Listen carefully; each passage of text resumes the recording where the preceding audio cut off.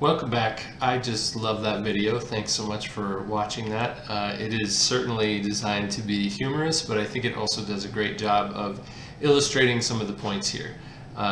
Yes, there are real problems that sometimes seem just very obvious, sometimes seem to have very obvious solutions. And if we don't have that emotional connection with bioparents, it can be very hard to see progress, even when it seems like the solution should be easy. We have to get their buy-in, we have to make sure that they feel ready to take those steps. So let's talk about how we incorporate truthfulness more. We've talked about how kind of step one, the foundation for all of this, is creating that platform, that foundation of trustworthiness, unconditional love, and acceptance of them as a person.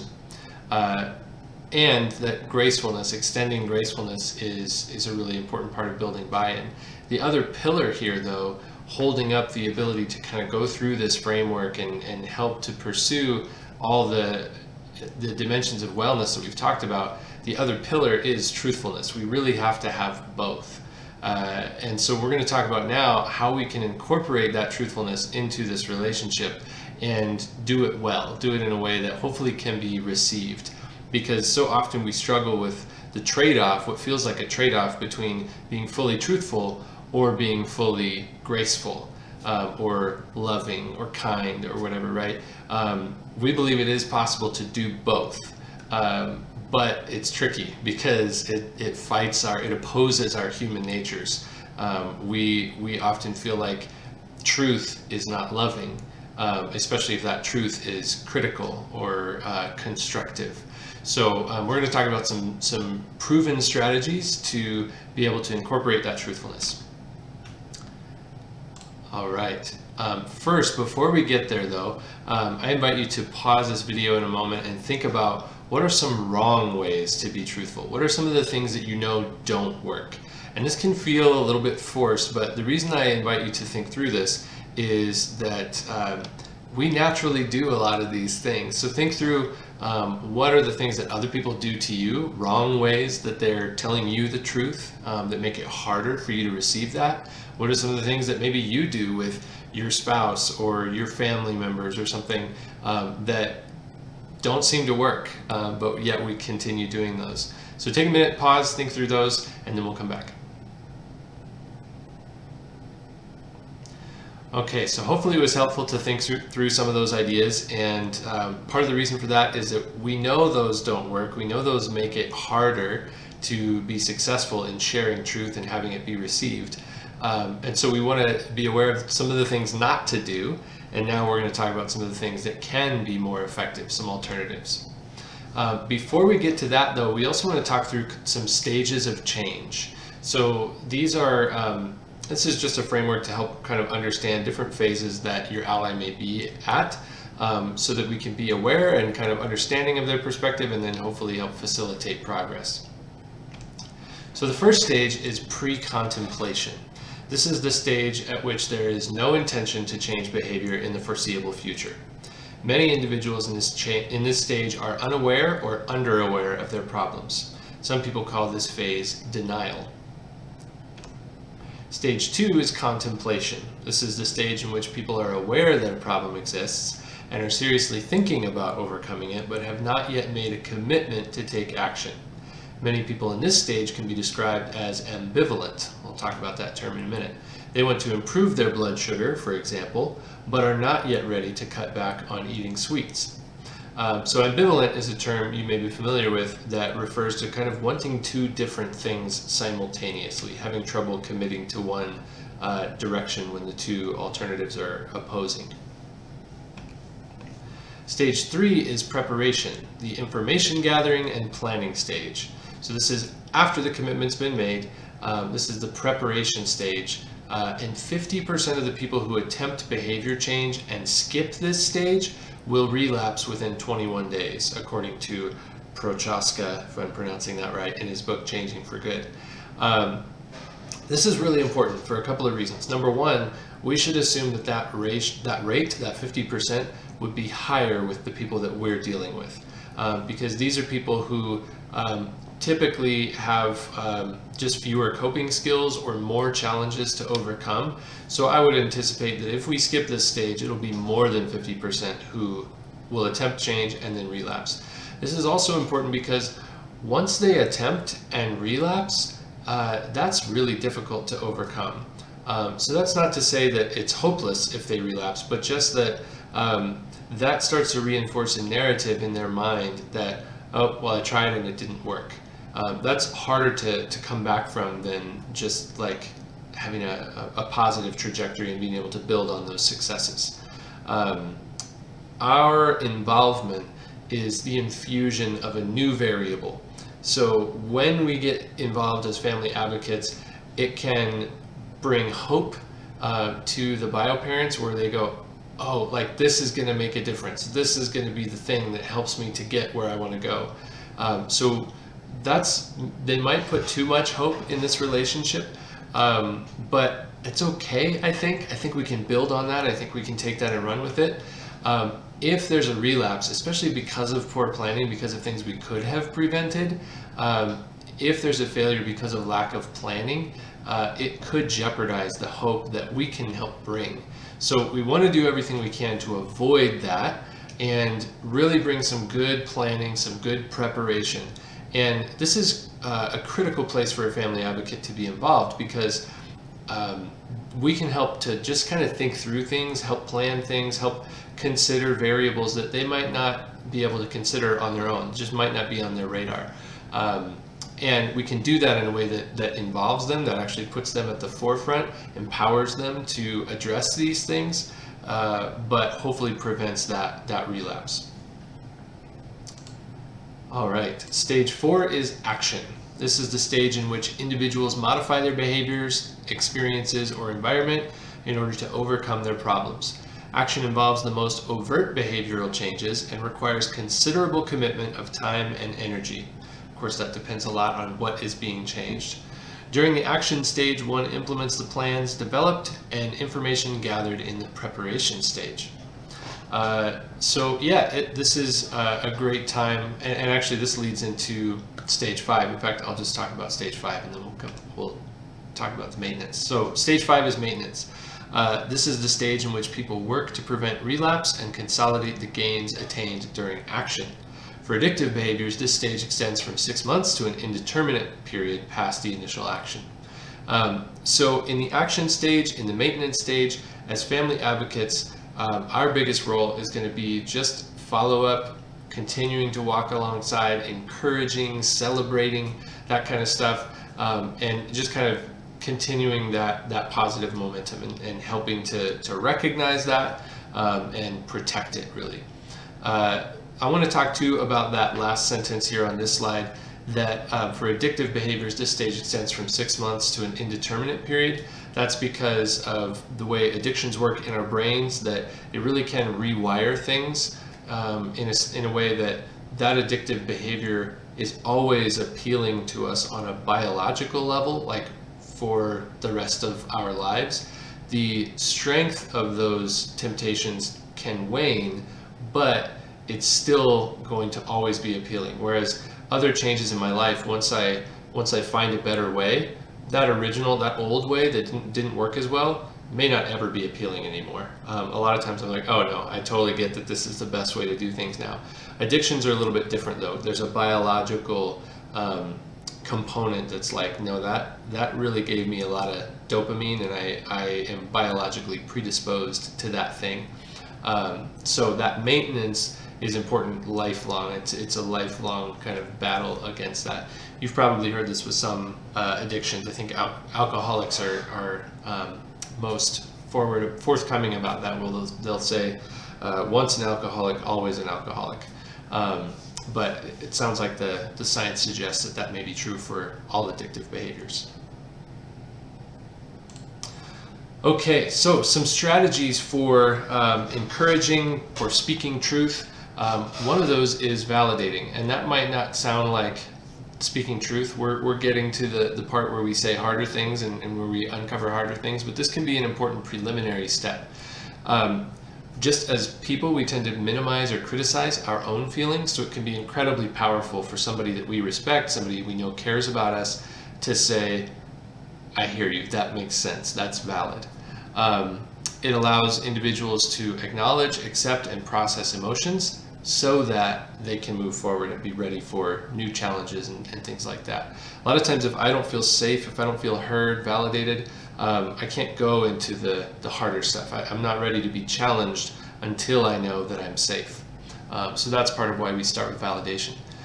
So just things like, it makes sense that you're feeling this because of this, right? We have to be careful in that, though, that we're not endorsing negative behaviors even as we're validating feelings. So, for example, we wouldn't want to say, of course you slapped your wife, you were pissed, right? That misses the point. That's endorsing, that's encouraging negative behaviors that are destructive. So another way to validate it but still not endorse it would be like, you were so angry that you ended up doing something that you now regret, or that you now realize was wrong, or something like that. This is an interesting one. We want to avoid me or I statements. This is one that I struggle with, because it can change the focus from the person to you. And so we want to be aware of that. Is this a time when we want the focus to be on them, when we really want them to be validated? Or is this a time where I'm going to say something that might be harder to receive?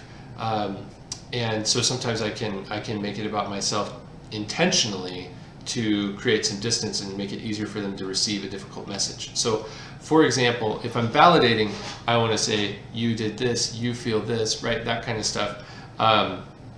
If I'm challenging, I can do that. Like the other day, I was having a conversation with a leader at church, and we were having a conversation where I was basically trying to challenge him about the way that he held people accountable. And to me, it felt like the way that he did that was somewhat brutal and was often done out of anger. And so instead of saying that, like, I feel like you're holding people accountable out of anger and it doesn't feel loving, instead of that, I told a story about when I was a kid, and when my parents used to spank me. I know this is a whole can of worms in the foster system, because now things have changed, right? That culturally we frown upon spanking as a form of discipline. But my parents are great, wonderful parents, and I, aside from the modern stances on spanking, I'll just say that I don't feel they made a mistake by spanking me. I was just a hellion sometimes, and so I got spanked a fair amount. But one of the reasons that I don't feel like they did the wrong thing was because they were always clear with me about the purpose of it, and because they were very intentional about never spanking me out of anger. And they would tell us this, and I observed them do this with me and my siblings, times where, like, I know I or one of my siblings was really just pushing their buttons, and I could tell they're just really frustrated, and I would see him send the kid away, like, okay, go to your room, and then take as long as they needed to, like, calm down, and they explained why they did that they didn't want to ever discipline in a way that was brutal, that held us accountable in a way that was brutal, but always in a way that was lifting us up, that was building us up, and helping us to be better. And so anyway, I told that story to this leader that I was trying to give that difficult feedback to, because I knew he could apply it to his own life, right? He could respect my parents. He's a parent himself. He could respect them for their ability to step aside and the reason why they did that. And then it was easier for me to apply it to his kind of leadership style. So anyway, telling those kinds of me statements, I statements can be strategically used to change the focus when we're concerned about how they might be able to receive something. But when we're trying to encourage them, build them up, we want to keep the focus on them to make sure they know that they've been heard. Okay, so normalizing is a similar kind of thing. It's really about sending the message that you're not alone. And we want to be careful in order to not minimize the individual's unique experience. So, for example, here's some examples. One is a question. This one's hard for me to do in a way that feels genuine. So there are a couple of alternatives too. But the question would be something like, Do you think others who have recently been through divorce also feel jealous of their ex-spouse?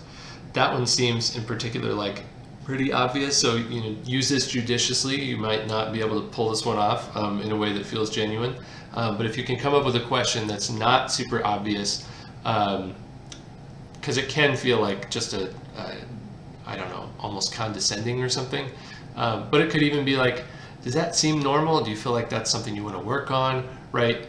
Then they could say like, oh yeah, I think it's probably normal, and we can be like, yeah, me too, seems normal to me, right? So there are other ways to make it a question and make it a little bit less forced. Statement would be like, it's really quite normal to feel jealousy after a divorce, or a lot of the parents I've seen, other people I've worked with have felt the same. And then you can also balance it with their own uniqueness and individuality. Of course, nobody feels exactly the same way you do, but I know other people who've been through similar situations who also feel jealous and lonely, or that kind of thing, right? So they go, okay, yeah, I'm not alone, this is normal, but we want to do so in a way that still accepts that they have unique elements of this. I know for me personally, it doesn't help to just hear like, there are lots of people who are feeling this thing. As if I don't feel heard, that can be a way that makes me, it can feel belittling. So we have to be careful with that line. Another solution, another way to speak truth and help to focus on positives and continue to make progress is to reframe things. A lot of times the allies that we'll be working with will be struggling with shame, negativity, that kind of thing, focusing on the problems. But reframing can be a really powerful tool to help them see different perspectives and give them other anchors to hold on to that they can build on. So that can be putting the problem or the situation in a new light. It can be providing a new conclusion or a new way of thinking. We have to be careful with this not to invalidate people, because that can be a natural tendency where it can feel more like a contradiction than here's another thing that is part of this. Like, yeah, that sounds like part of it, and here's another thing, right? We don't ever want to say, well, at least, right? Because that's very minimizing. So some other sentence starters would be like, another way we could think about it could be, or, well, the wonderful thing about that is, or, man, that's really hard, and I think there's something to be learned from this too, or there's a silver lining here too. So yeah, it's tricky, but can be really powerful. Let's look at some examples. Oh, you know what? I don't have any examples on the slide, but I do have some in my brain. So let me share those with you. One example would be like if a person's getting down on themselves for being rude or something, we could reframe that as, I really admire the way that you have looked at that difficult situation and realized that you can change, that you can improve from that. It is disappointing when we let ourselves down, and look how far you've come. Like you're seeing that as a problem, and you're committing to improve on that, which is really admirable. Another way to look at that would be, I'm trying to remember it. Let me look at my notes here, because we have it written in the notes. Yeah, so another example would be like after a fight, if the wife wants to speak to her husband, but he's not ready, and so she doesn't, she could be just focused on her frustration or disappointment that he wasn't there for her in the way that she wanted. But we could reframe that as, I really admire the way that you were able to respect his need for space. I know it didn't feel the way that you wanted it to, but in a way you kind of gave him what he needed, setting aside what you needed in that moment, and that's really powerful, right? So that can help them to see it in a whole new light. All right, let's talk about solution-focused statements. The field of counseling has gone through this really interesting progression from starting with like Freud and the psychotherapy kind of emphasis to now what's a much more, maybe not much more, but it's a very popular approach to counseling is like a solution-focused approach. Psychotherapy goes real deep, and it focuses on like the subconscious and unconscious motivations and like all this just really deep, heady stuff. And you can spend years, certain approaches in psychotherapy, like you're just in counseling for the rest of your life. Whereas a solution-focused approach is almost the extreme opposite end, where they're probably not going to look very deep into your history. They're not going to psychoanalyze you. They're not going to try to figure out a lot about the subconscious. They're going to focus more on what can we control now and how can we move forward? How can we find solutions in this difficult situation? And there's a lot of research that supports both of those approaches. But a solution-focused approach can be a great way to get a lot of momentum initially, which can allow a person to kind of build on that then. And as they get more success, as they get healthier, they can get to a place where they can look at some of that deeper stuff. Whereas realistically, in this kind of situation, we're working on a limited timeline, and we're working with people who in some cases don't have great coping skills. So that initial momentum can be really powerful, and then as they continue to grow as people, hopefully they'll be able to get into the deeper work of why did I get here in the first place, right? But if we focus on that now, it's not going to probably do us a lot of good. So we're going to look at some solution-focused strategies to encourage that rapid progress. And that really means focusing on possible solutions, desired outcomes. It's an approach that fosters hope and affirms their strengths and resources. So you'll notice that it's really focusing on positive ways to move forward. So some techniques. Compliments. This is not probably coming as any kind of surprise, but you know what these sound like, right? This is an example. Your patience with your kids is really clear in how you handled that situation. Or I know that was probably hard to hear from the department, but I admire how you bit your tongue and you were still respectful, or whatever. Acknowledging effort and progress. That's kind of a form of a compliment as well. But yeah, to say like the courage it takes to get to this point, the progress you've made so far is just amazing, right? That kind of stuff. And this is a cool one too, that second one that contrasts maybe who they used to be with who they are now, kind of. It's similar to the exception questions we've talked about before, where like, can you think of a time in your life when that did work, when you weren't suffering from this kind of thing? This is similar to that, where we're helping them to adopt a self-concept that is healthier, that puts them in this mindset of I am capable, I am successful, that kind of stuff.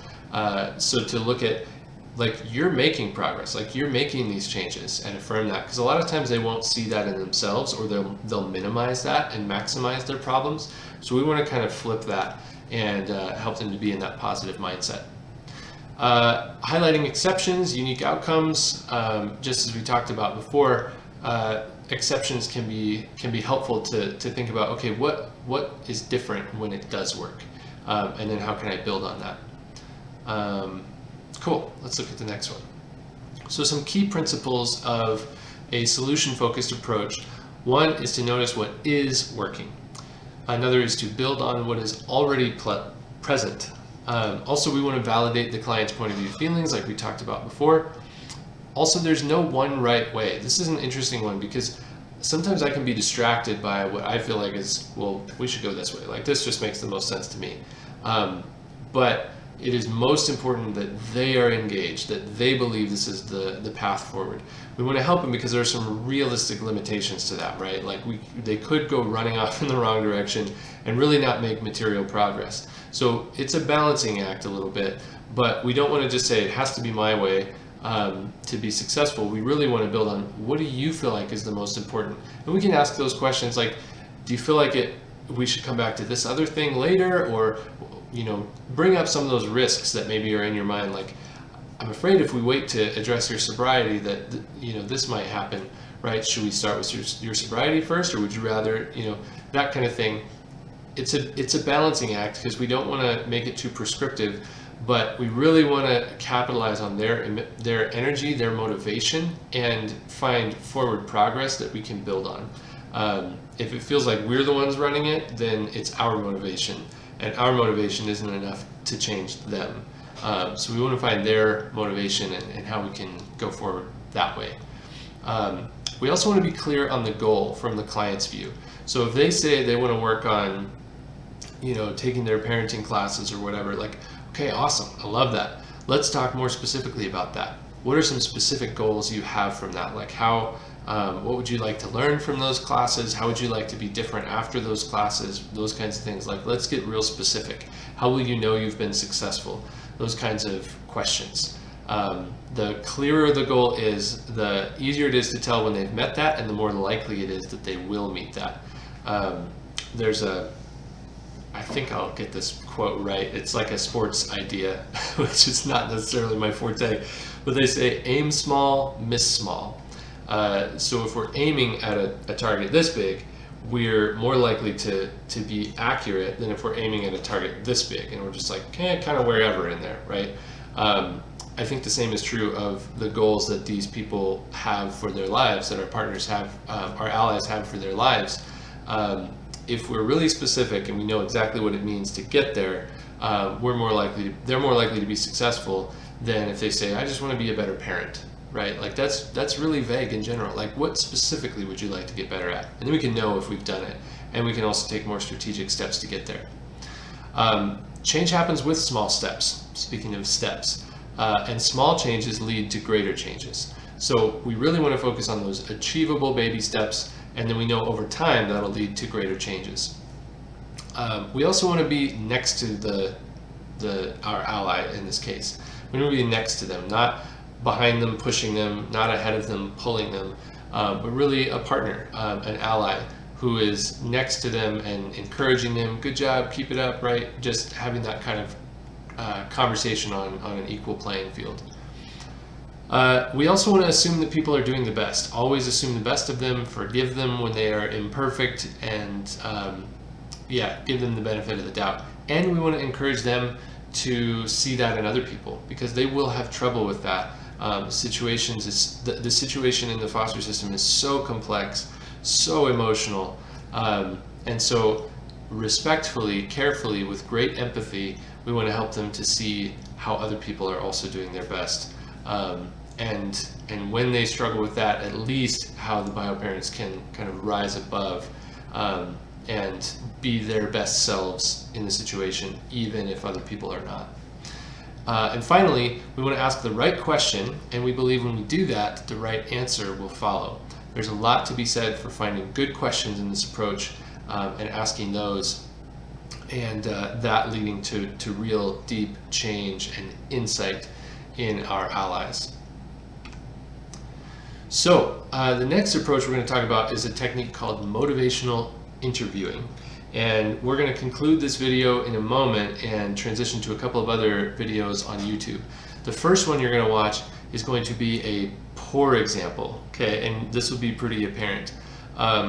You may be tempted to sort of dismiss it as being like obviously bad. I would never do that. But I would encourage you to think about the ways in which it is realistic and the ways in which you might approach it. You might be tempted to approach it in a similar way. I'm sure none of you would be as harsh as this lady, as the physician is in the first example, but we may be tempted to take some similar approaches, especially when we're perceiving resistance, the way that you'll see from the mother in this case.